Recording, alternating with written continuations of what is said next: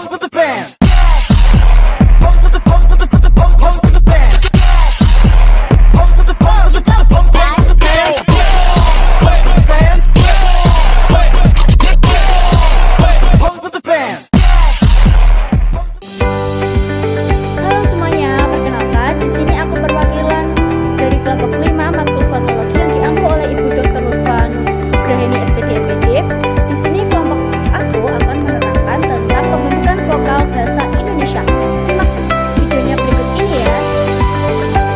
Pembahasan yang pertama yaitu mengenai menganalisis pembentukan vokal. Sebelumnya vokal itu apa sih?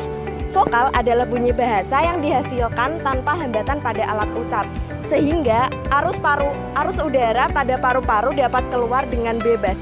Dalam bahasa Indonesia, fonem vokal dibagi menjadi 6, yaitu A, I, U, E, dan O.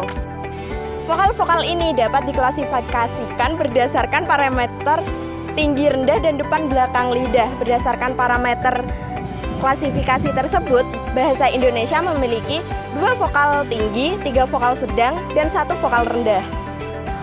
Berdasarkan parameter depan belakang lidah, vokal-vokal dalam bahasa Indonesia dapat diklasifikasikan menjadi 2 vokal depan, 2 vokal tengah, dan 2 vokal belakang. Pembahasan selanjutnya yaitu menganalisis pembentukan alofon vokal. Setiap vokal dalam bahasa Indonesia memiliki variasi bunyi yang disebut alofon.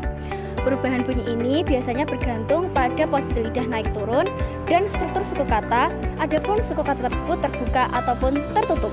Alofon adalah variasi bunyi dari satu fonem yang sama. Alofon terbentuk karena posisi lidah bergerak ke atas ataupun ke bawah mendekati posisi vokal lainnya. Di sekolah biasanya kita mempelajari tentang sistem lafal baku. Namun, dalam praktiknya, posisi huruf dalam kata sangat menentukan alofon mana yang akan digunakannya. Seringkali kita tidak sadar bahwa huruf E pada kata sore dan huruf E pada kata bebek itu bunyinya berbeda. Inilah yang disebut alofon. Variasi bunyi yang dipengaruhi oleh posisi lidah dan struktur katanya.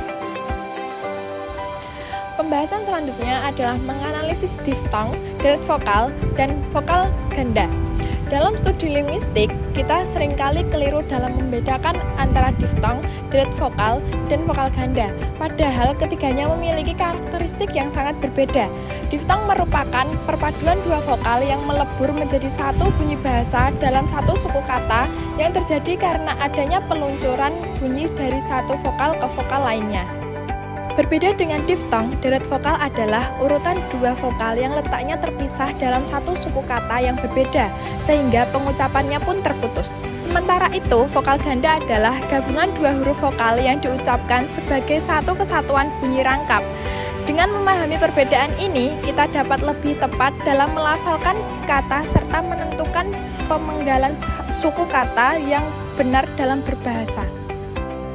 Pembahasan menganalisis huruf vokal bahasa Indonesia.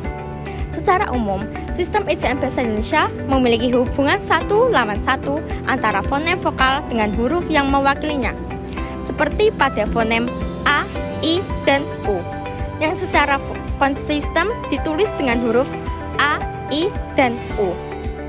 Namun, hubungan ini tidak selalu bersifat kaku, terutama pada penggunaan diftong ai, au, dan oi, yang masing-masing dilambangkan dengan gabungan huruf ai, au, dan oi.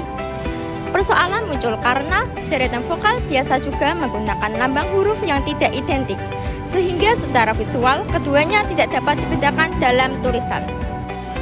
Oleh karena itu, pembaca memerlukan pengetahuan kosakata yang memadai untuk menemukan apakah gabungan huruf vokal tersebut harus diucapkan sebagai satu kesatuan bunyi diftong atau sebagai 2 bunyi vokal yang terpisah dalam suku kata yang berbeda. Selanjutnya adalah jenis struktur vokal. Tahukah kalian bagaimana bunyi vokal terbentuk? Dalam fonetik, seluruh vokal ditentukan oleh jarak antara lidah dengan langit-langit mulut.